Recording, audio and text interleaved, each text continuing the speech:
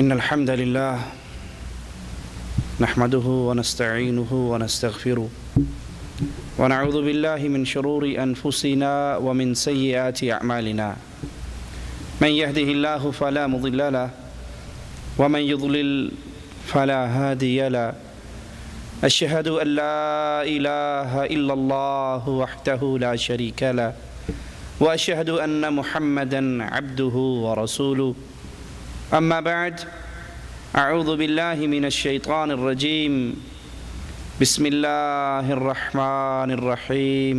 ہماری یہ زندگی بہت جلد ختم ہونے والی ہے۔ دنیا کا یہ جہاں بہت جلد سمیٹ دیا جانے والا ہے۔ پھر ہمیں ایک اللہ عز و جل کے دربار میں پیش ہونا ہے، جہاں زندگی دو طرح کی ہوگی، یا تو ہمیشہ کی نعمتیں اللہ کی جنت، یا ہمیشہ کا عذاب اللہ کی جہنم اور آگ۔ ہر عقل مند یہ چاہتا ہے کہ وہ جہنم کی آگ سے بچ جائے اور ہمیشہ کی نعمتوں میں اللہ کی جنتوں میں داخل ہو جائے۔ اس کا طریقہ محمد کریم صلی اللہ علیہ وسلم نے ہمارے سامنے بیان فرمایا۔ آپ فرماتے ہیں میری پوری امت اللہ کی جنت میں جائے گی الا من ابا، ہاں جو جنت میں جانے سے خود انکار کر دے۔ قیل من ابا یا رسول اللہ صلی اللہ علیہ وسلم، جنت میں جانے سے انکاری کون ہے؟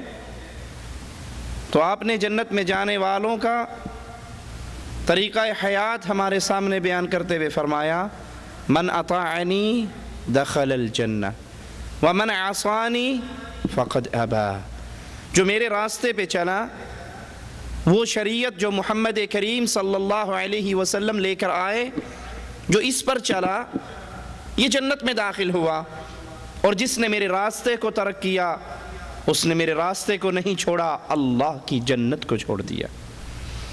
اب جنتی لوگ وہ ہیں جس راستے پر محمد کریم صلی اللہ علیہ وسلم چلے، اور وہ اسلام ہے، وہ دین توحید ہے، وہ دین اسلام ہے۔ دین اسلام کسی کے بابا کی جاگیر نہیں، دین اسلام اللہ کا دین ہے۔ جو اس کو لینا چاہے، جو اس کی طرف کوشش کرے، جو اس کی طرف چل کر آئے سچی نیت سے، تو مالک فرماتا ہے پھر اس کے لیے راہوں کو میں کھول دیتا ہوں۔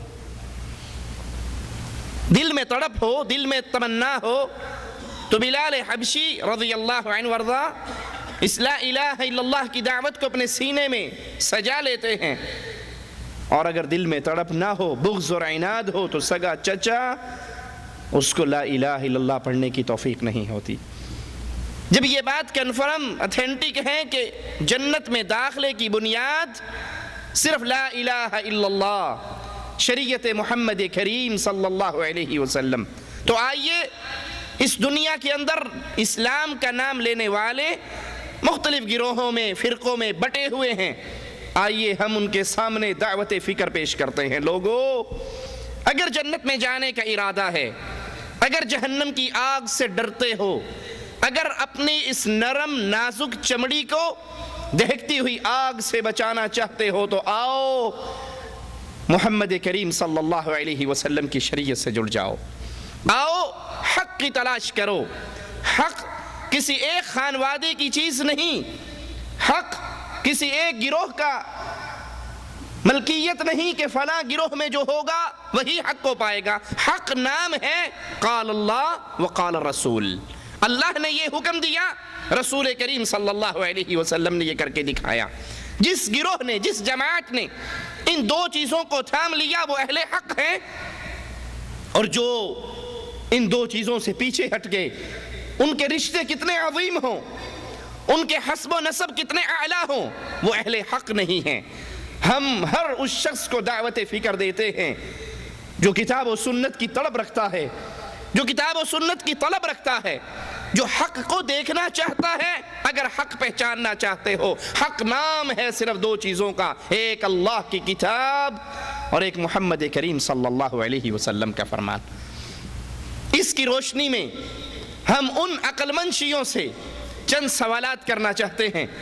ان کے اپنے مذہب میں، ان کی اپنی کتابوں میں جو اشکالات ہیں، ان کے اپنے عقائد میں جو انتشار اور اختلاف ہے، ہم ان کو ان کے سامنے پیش کرنا چاہتے ہیں، اس درد کے ساتھ کہ ہو سکتا ہے ہماری یہ آواز کسی کی ہدایت کا سامان بن جائے۔ ہم کسی پر کفر کے فتوے لگانے کے قائل نہیں، اور اس دعوت کے طریقہ کار کو محمد کریم کی دعوت نہیں سمجھتے، بلکہ ہم درد دل کے ساتھ اللہ کی توحید کو پیش کرتے ہیں، رسول کریم کی سنت کو پیش کرتے ہیں، اور اس کو قبول کرنے کی لوگوں کو دعوت دیتے ہیں۔ یہ منہج، یہ سوچ، یہ فکر، یہ انداز محمدی انداز نہیں ہے کہ آپ کسی گروہ کے لیے سٹیج پہ کھڑے ہو جائیں اور نعرے لگانے شروع کر دیں، فلاں کافر، فلاں کافر، فلاں کافر۔ نہیں، ہمارا غم اور ہمارا درد وہ ہے جو ہمیں محمد کریم نے دیا ہے، اور وہ درد کیا ہے؟ آقا علیہ الصلاۃ والسلام کوئی اطلاع ملتی ہے کہ یہودی بچہ مر رہا ہے، اس کے گھر پہنچ جاتے ہیں، اس کے سرحانے پر بیٹھتے ہیں اور کہتے ہیں بیٹے مرتے مرتے کہہ دے لا الہ الا اللہ۔ یہ بیمار بستر مرگ پہ لیٹا ہوا لڑکا اپنے بابا کو دیکھتا ہے، اس کا باپ کہتا ہے کہہ دے جو ابو القاسم نے کہا ہے۔ وہ کہتا ہے اشہد ان لا الہ الا اللہ واشہد ان محمد رسول اللہ۔ اللہ کے حبیب علیہ الصلاۃ والسلام اس کے بستر سے اٹھتے ہیں، دروازے پر پہنچتے ہیں، اس کی آخری ہچکی کی آواز آتی ہے، چہرہ مبارک پھول کی طرح کھل اٹھتا ہے، فرماتے ہیں اللہ تیرا شکر ہے ایک جان جہنم سے اور آزاد ہو گئی۔ ہم لوگوں کو جہنم میں دھکیلنے کے قائل نہیں، بلکہ ان کو جہنم سے بچانے کی دعوت لے کر آئے ہیں۔ امام الانبیاء محمد کریم صلی اللہ علیہ وسلم فرماتے ہیں لوگو میں تمہاری پشتوں سے تمہیں پکڑ کر جہنم سے نکالتا ہوں، تم اپنے دامن کو چھڑا کر پھر اسی میں گرتے ہو۔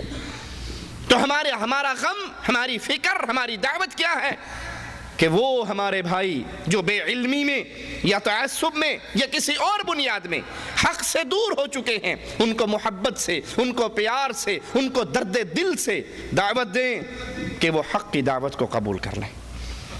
کسی پہ فتوے لگانا، کسی کو ڈنڈا مارنا، کسی کو بھگانا یہ آسان کام ہے، لیکن کسی کے دل کو موہ لینا، اس تک حق کی دعوت میٹھے اور اچھے انداز میں پہنچا دینا، یہ ایک الگ معاملہ ہے۔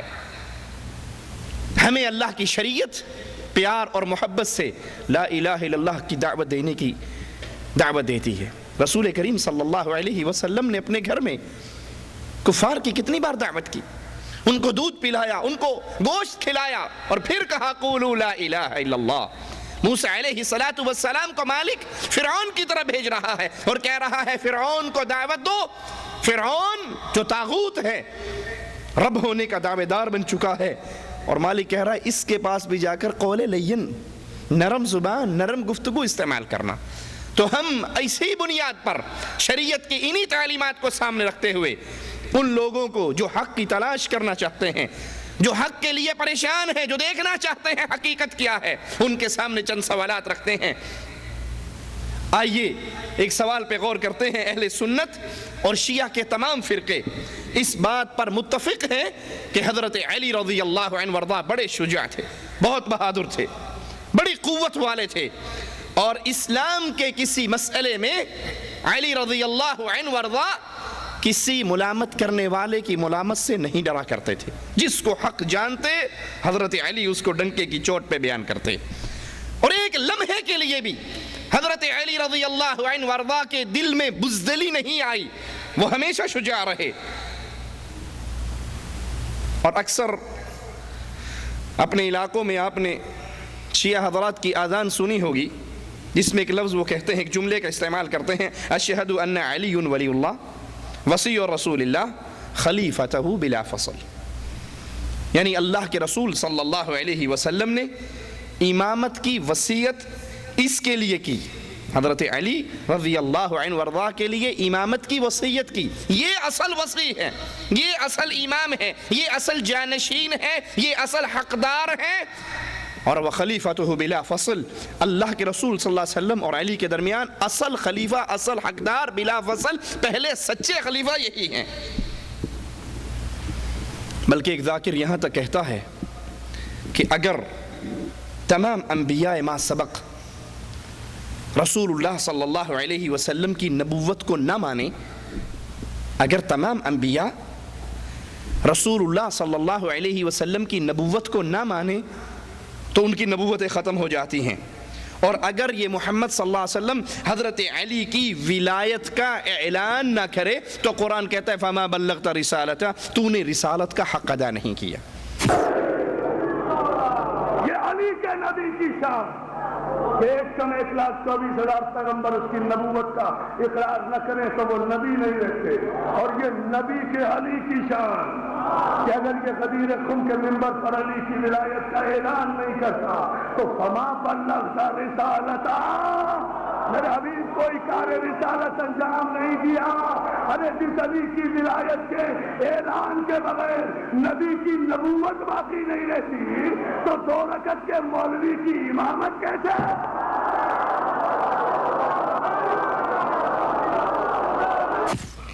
ولایت اتنی بڑی چیز ہے.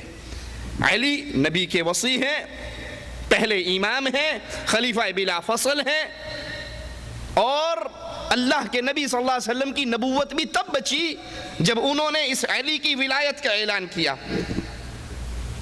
آئیے اب سوال جس پہ ہم لوگوں کی توجہ لینا چاہتے ہیں, خاص طور پہ عقل مند لوگوں کی, وہ سوال یہ ہے کہ کیا علی رضی اللہ عنہ وارضاہ کی شجاعت اور بہادری رسول کریم صلی اللہ علیہ وسلم کی وفات کے بعد بزدلی میں تبدیل ہو گئی تھی؟ سوال. حضرت علی جس طرح شیر خدا نبی کی زندگی میں تھے اسی طرح نبی کی زندگی میں کے بعد بھی رہے, یا نبی کریم صلی اللہ علیہ وسلم کی زندگی کے بعد حضرت علی کی شجاعت ختم ہو گئی؟ کیوں؟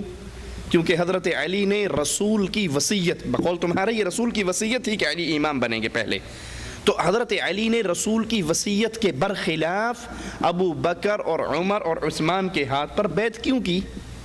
وہ تو اصل جانشین تھے, وہ تو اصل خلیفہ تھے, وہ بہادر ترین انسان تھے, شجاع تھے, ان کی شجاعت کے بڑے چرچے ہیں. تو پھر اللہ